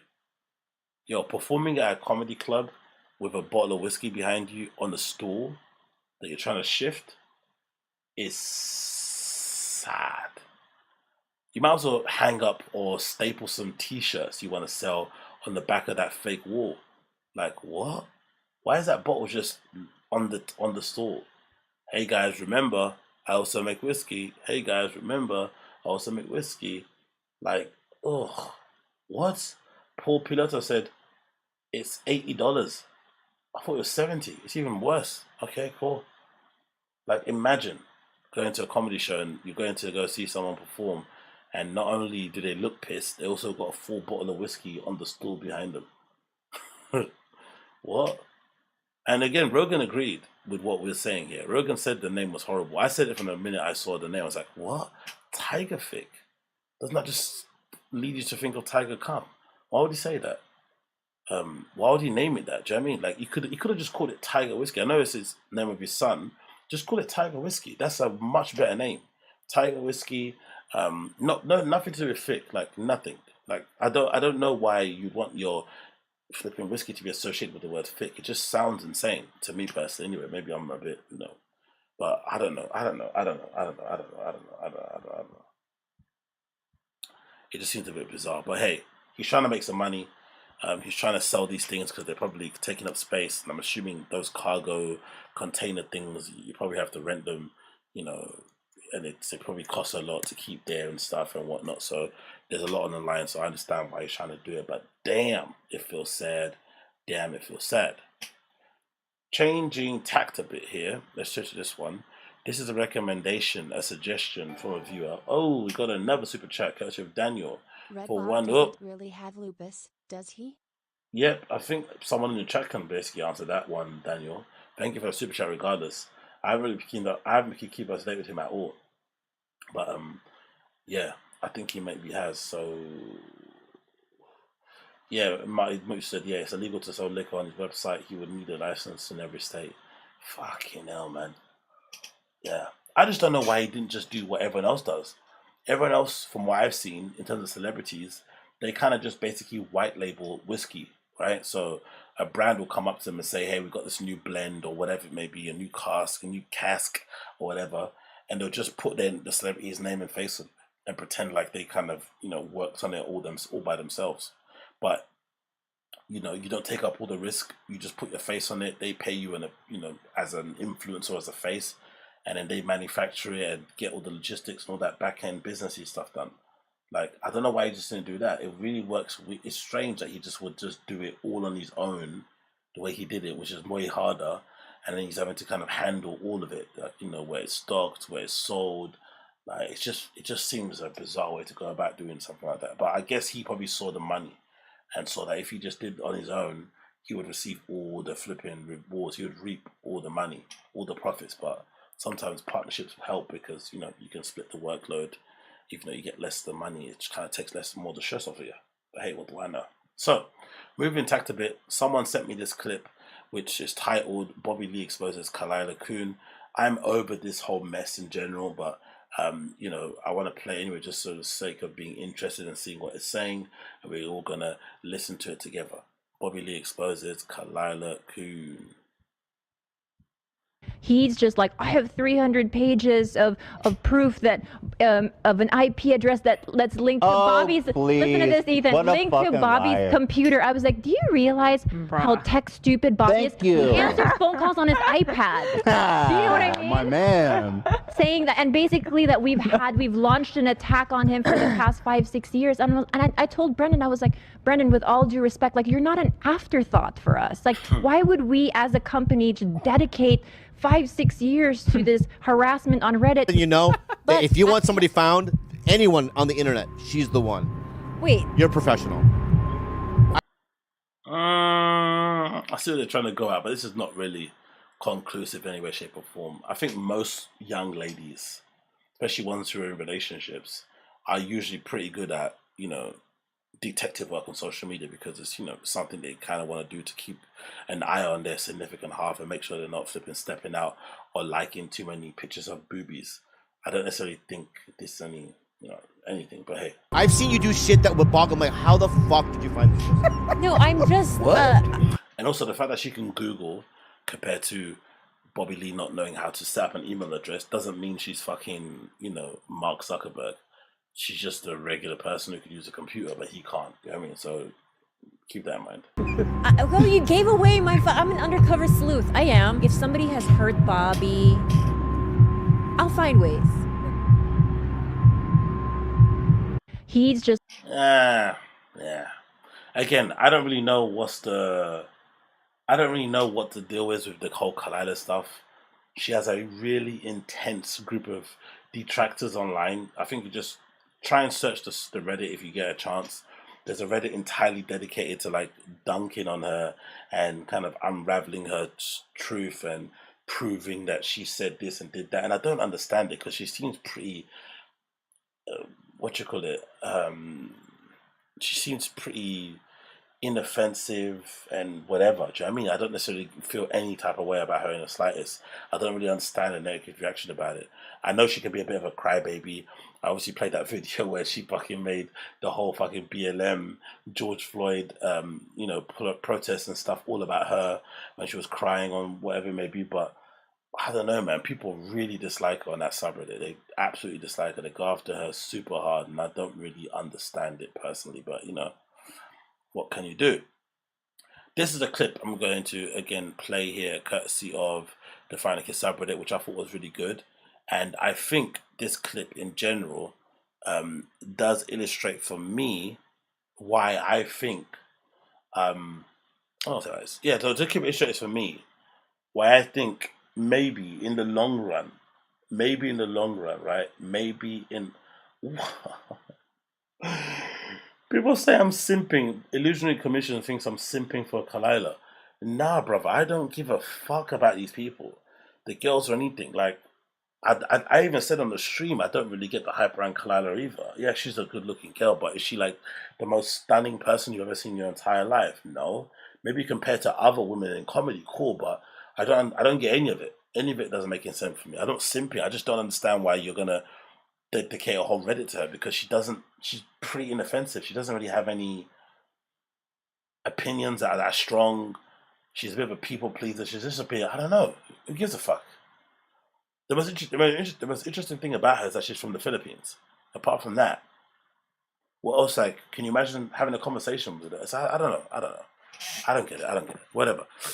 So this is a bit of a stretch for me in terms of theories I'm throwing out there. But our boy Bryan Callen was on Flagrant recently, sitting down with Schultz and the whole crew. It feels like there's 17 of them when there's only 4, but hey. He was sitting down with them and obviously promoting his new special. And I have to admit, I've only watched half of it. I've seen the pictures you liked. I like the picture of Kalila's. Really? Okay. Maybe I did. I don't remember that I did. But unless there's screenshots, I haven't seen them. So if I did, then prove it. Show me the screenshot. But I don't think I did. I don't even follow these people. But hey, maybe I did. Who knows? Maybe I had one of those drunken, horny nights that fucking Brenda did also, innit? Where he basically sent that fucking DM over in the dead of night. I don't know. Who knows? But maybe I did. If I did, then hands up in it. I'm red-handed. I might have liked some booby pictures. Oh no. God did. You know what I mean? But anyway, let's move on. So, Bryan was on Flagrant recently, right? And I've only watched half of the episode so far, but I'm going to throw out a theory here after watching half. I think, much like Theo Vaughn, much like Chappelle Lacey, much like Malik B, I think eventually Bryan Callen professionally will have to unhitch his wagon from Brendan Schaub and potentially go out on his own. Because he was hilarious on Flagrant 2. Or Flagrant, it's not called 2 anymore. He was really funny. Really fun. He bounced off everyone really well. And this is off the back of him having a pretty decent appearance on Legion of Skanks. Even though I didn't enjoy it, and I thought Legion of Skanks dude basically pussied out of asking him any hard questions or pressing him or really trying to go at him in general. They kind of, they spoke ill of Brendan and Bryan behind their backs when they came on the show. They were kind of all withered. I thought Bryan handled himself pretty well on Legion of Skanks, especially considering the whole rumors against him. And I also think he did really well on Flagrant 2. And I think in general, is there a super chat? Yay! Do not stop. Your channel will grow. Prosper, bro.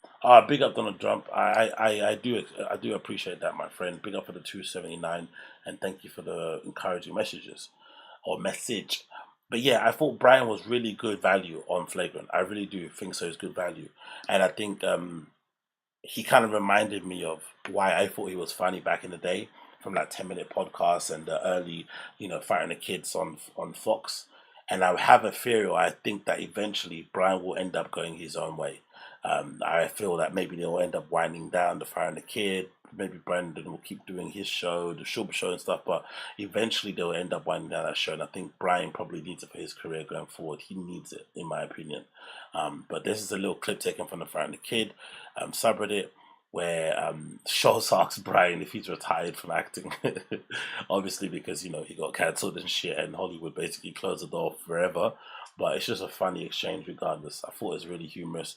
I thought it was in really good value for Bryan because, it was self-deprecating, everything that Brendan can't do, and just, genuinely funny. Okay, good. So, as far as acting goes for you, you retired. Well, probably. It's not like they're banging down my door. Thank goodness. It's not like I've got a whole bunch of, but I'm doing the best. But can I be honest? This is the truth, though. This is the truth. Thank you, bro. Thanks a lot. By the way. You know what's funny as well about this whole clip? Is it me, or does Schultz look like the only person that makes money in that whole crew? Like, he dresses like the only person that makes the real money. Everyone else gets bits, but he's only the one. I know it's his sense of style that he's got now going on. He's got this whole Rico Suave thing that he goes on, but he looks like the one person that makes the most money, and then his friends just tag along. By the way, can I do a little acting thing? Yes, please, go. Different ways to smoke. You might as well do it somewhere. Guys, tune in to Best Of on YouTube. Travel. But yeah, little exchange there, just to kind of highlight everything that was going on there. But I do recommend you check it out. I thought Bryan Callen was good on Flagrant. Again, like I said, I'm not his biggest fan anymore. He's kind of, he's kind of annoying, especially with those fucking sandals. But he is really funny on this, and it kind of reminded me of why I thought he was hilarious back in the day. And I do think eventually he will end up having to unhitch his wagon to Brendan if he really wants to be successful again. But I'm sure he won't, because, he's probably number one priority is making sure that he's able to cover those alimony payments in it, which are no joke. I think it was like 20 grand last time I checked, or something like that in it. Even if you've got a rich dad, mate, 20 grand a month is 20 grand a month. So he needs to keep that fire burning. He needs to keep that fire burning. What else is going on here? Oh, and another clip too, talking about something, people being funny. Another person who I rate, who always confuses me, much like Thea Vaughn. Chris D'Elia and Thea Vaughn are the same in this regard, right? They're both incredibly funny on podcasts, but for whatever reason, their stand-ups aren't as good. And in Thea's case, the best comedy bit I've ever seen him do, do you guys remember that clip that got uploaded on YouTube? I think he uploaded it. I think it was a clip. The whole story behind it is that he goes on, this is Thea Vaughn. Thea Vaughn goes on the Church of What's Happening Right Now with Joey Diaz, when he used to do it with the Flying Jew, what's his face, Lee Sayat. They take mushrooms or edibles or something on the show, as Joe usually would do, right? The stars of death, right? So they have a bit of that. They go a bit loopy, and then Thea forgets he's got a show later on that day. So he goes to the show, and then obviously as he's going into the show, he then starts tripping balls. But then he performs one of his best sets I've ever seen, because that clip that was up online was incredibly funny. But then he puts a special out, and it's not that great at all. But then if you listen to him on his own podcast, he's hilarious. Right, this past weekend, you listen to him on early episodes of King the Sting, he's hilarious. The early episodes of fucking The Fighting the Kid, there's many compilations of him and Chris and Brendan going back and forth, and he's really funny, Theo. And the same can be said for Chris D'Elia. Chris D'Elia is even the same. Chris D'Elia is even worse. Chris D'Elia's funny levels on podcasts are out, off the chain. He's really funny. He riffs really well. He kind of banters really well with Brendan and whatnot, and with Bryan, especially from their kind of history on the 10-minute podcast. But when he's on stage, he puts on this weird fake voice. He's got some weird stage voice that he has on. He does all this weird physical comedy stuff that's really cringy. But like I said, when he's on a podcast, he's hilarious. And this is a good example. This is taken from one of the Fight Companions a while back. And it's a really good exchange. And I think a really funny little bit from Chris that illustrates, how funny he can be when he's not, allegedly diddling, flipping underage ladies. But this is pretty decent. Do you know that they say if you have lots of muscle glycogen, you use the glycogen, your muscles actually Shut up. Thanks, Chris. Shut up, dude. But That's boring as fucking all get out. Dude, come on, let me speak. Let me be. Glycogen. Well, look over at me, first of all. Don't Dude, look. hey, glycogen is fucking boring to talk about. Dude, hey, let me tell you something. I'll look at you, but when I turn my head, you better be in a lab coat. Because you're talking about glycogen. Now, if you're not in a lab coat, you have to stop talking. Would you look at that? Hey, this is Chris one time. Fucking glycogen. That was funny. That was good. Oh, mate. I don't know, man. I don't know. It must be weird. But I think I said it before to somebody, or maybe I've said it in the Discord, that I think podcasting ruined fucking stand-up comedy because these guys spend too much time podcasting, wasting all their good bits on a podcast, talking into a microphone. They just don't have enough creative juices to sit down and write bits after you've been spending a few hours writing, doing a podcast that makes you the majority of your money. So they kind of take their foot off the pedal. But I think a lot of them, if they didn't have podcasts, they'd probably be way funny on stage, probably. But yeah, what can you do, I guess? What can you do? And then, what's the clip I was going to play for you guys? I think was going to be this one, which features, what's his face? It features the one and only Dave Rubin. Yeah, you got that right. Dave Rubin was on fucking The Fire and the Kid for some reason. I don't know why. and for whatever reason, it looks like he didn't really vibe or connect with Brendan too tough. Maybe he knows Bryan Callen more, but the setup is weird anyway because they're sitting in a freeze. He just kept turning his head to Bryan the whole entire time. He wasn't necessarily paying Brendan any notice, even though Brendan tried his best to kind of get his attention. It felt like flipping Dave Rubin only had eyes for fucking Bryan. Maybe he wanted to, jizzle over his fucking sandal feet. I don't really too sure, but he had his eyes on fucking Bryan the entire time. So let's play the clip here, and you can see Brendan trying desperately to kind of get his, attention and whatnot. And they're not working. It's not working. Oh, play. West cities. Denver was kind of a shithole. Yeah, it was. The amount of homeless encampments there was nuts. They've had an influx, that was too. Of all the cities I went to, that was the most shocking. Because Denver, He looked at him. He looks like a teacher looks at a student interrupting a class. Like, kids there was nuts. They've had an influx, that was too. Of all the cities I went to, that was the most shocking. Because Denver, I think, is a beautiful city. Amazing. Oh, it's the There's best. great people there. They've got a great comedy People club were there. camped I'm out. headed there today. everywhere. I'm headed there today, yeah. And you couldn't, couldn't get. yeah, that weird jaw thing. Yeah, exactly. Yeah, Mr. Singh. See, clocking it. When he gets uncomfortable, where he's not too sure, or he's boiling inside, he's getting a bit angry. He does that weird that jaw thing, right? Like, even now, he's pulling. I think if I get the finger off the thing, you'll see he's pulling the face there behind the flipping words. Get them off because of that law. Bro, damn, how about the fucking basically the purge rule they're gonna pass? And that touching thing too is it's this tiny thing also, but that touching thing it does to kind of fake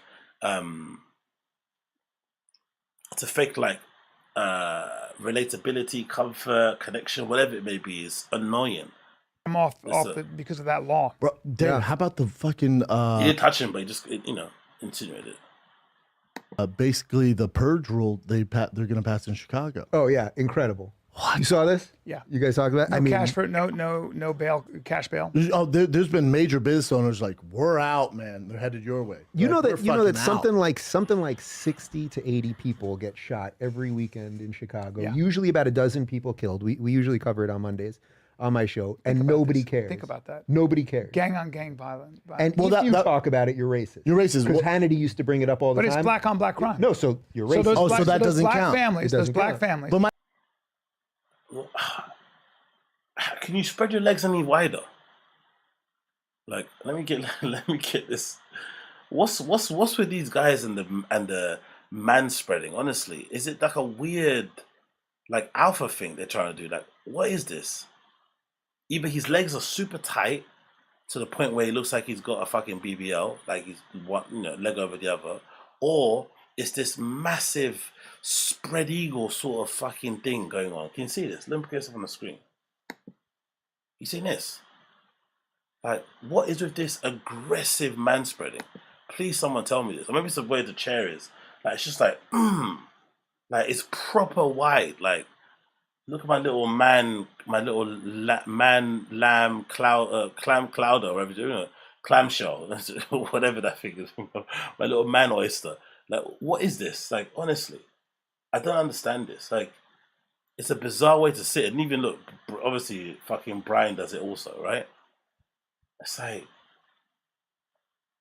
imagine the Fight and the Kid fans, right, having to sit. Like, imagine if you're a fan of the show, and you're having to sit through these guys talking about black on black crime in Chicago, crime statistics, cancel culture, social justice shit, you know, cultural war stuff. Like, you're a Fight and the Kid fan, you're expecting stories about, I don't know, a snake eating a little baby somewhere, right? Or some athlete being caught, you know, with 1 million flipping whores in a hotel somewhere, even though he's married. I don't know, whatever. You're expecting some humorous story, some creaky stories, but you're really expecting to see Dave fucking Rubin sitting down there, you know, grifting and peddling what right-wing rhetoric to kind of get people stirred. I don't know what this, like, what is this?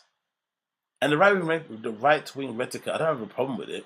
It's just that these guys don't really have any real positions they hold that you would consider right-wing anyway. They just try to LARP and grift it to make it seem like it so they can get some views or seem controversial. No one gives a fuck about what they have to say about this at all. And black people are trying to do the best they can, and they have kids going to school and stuff. They have to deal with that shit. Oh, but the south side of Chicago, they refer to it as, I didn't, you know, coin the term, Chirac. It's so bad. I have a buddy who stays down there. We're going to pick him up. The Uber wouldn't even cross over to get to South Side. He goes, oh, we can't go in there. I'm like, Is that such a big deal? Like, every bad neighborhood has places that cabs don't go to, or that sometimes USPS doesn't deliver to, UPS doesn't deliver to. Like, for that, what? Oh, he lives in an area where the car wouldn't cross. And Uber, it's like the privilege, the fucking entitlement, you know? we can just drop, we don't go near there, man. And then I go, well, fine, can you just drop me off and I get a taxi? He goes, taxi? Oh, he's the hero of the story. And then what, did you fight off the residents of O Block all by yourself with one hand tied behind the back or something? All right, mate. Anyway, this guy sometimes, man, Jesus fucking Christ. Oh, mate. I think that might be it, you know. I think that might be it. I'm not going to. Oh, no. There's one more. There's one more. This is the one. There's one more. This is the one. You want to see what fucking real jealousy looks like? Okay, Proven. Take care, mate. Go to bed. Enjoy, brother. Thank you for tuning in, Proven 187. You're a ledge. Always like seeing you. So, do you want to see what actual jealousy looks like? Like in real time. Do you want to see it, guys? Do you want to see what jealousy looks like in real time? Let's play this shit. Let's see what jealousy looks like in real fucking time. Right? Let's move the chat so you can see the faces and shit. But let's move this. Look what jealousy looks like in real time.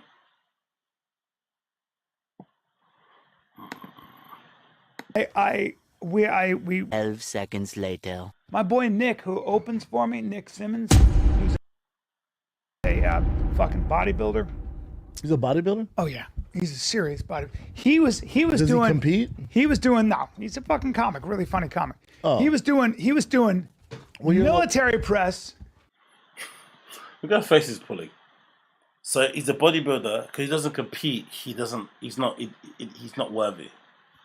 Sitting down with 120 pounds in each hand, doing this. 120 pounds in each hand. That's a lot of weight. Yeah. True or false? Yeah. Me and Mark can do that. Right? You guys can do that? Yeah, of course. Okay, so he did 6 reps with 120. That's pretty good. Now he's a thick kid. Yeah. He's short, right? He's short. Yeah. Of course, right? Diminish the person. He's short. Continue. About 5'7". Don't count. Mm-hmm. Keep going. Can you do that with 120? Yeah. All day. Yeah. All day. Yeah. 5'7". Don't count. Okay, but don't be a dick because why doesn't it count if you're 5'7"? I don't understand this rationale. If you lift weight, you can lift weight. The point is, this is 120 was. That's how short no, his arms are. he actually has long arms. He was a wrestler. He doesn't though. He's 5'7". Huh? No 5'7" guy has long arms. Okay, but now you're here right now, right? I don't like that you're. I don't. This is the same sort of reaction he had to Malik B. Do you guys remember that? Remember when Bryan started to bring Malik around, or started to mention Malik? I think the podcast was when he was mentioning him, and they pulled up his Instagram, and it was a picture of Malik's. One of the pictures he uploaded recently at the time was him topless, and Brendan was just silent and hating, like looking at him because he was in shape. So at least we know it's not a racism thing, right? He gives anyone that Bryan makes friends with who's somewhat athletic and muscular, who isn't his friend, he kind of shits on them. You're not even letting me finish. I know, but I don't like that you're fucking poo-pooing 120 in each hand. I know it's impressive, and you're over 6 foot. But the thing is you're here right now, and you said bodybuilder. Yeah, he's a bodybuilder. No. There's bodybuilders, right? Yeah. There's people that do it for a living, Yeah. and then he likes fitness. So you can't be a bodybuilder if you don't compete. How insane is that? I see many guys in my local gym, and my gym is fucking ghetto as fuck, flexing in the mirror, clearly looking like they're working on a specific muscle group, and they look cut up as fuck. They just do it because they want to look cut up as fuck. So this idea, just because you don't put fucking blackface on and go and flex on the fucking stage, doesn't make you worthy of bodybuilder. It's absolutely wild.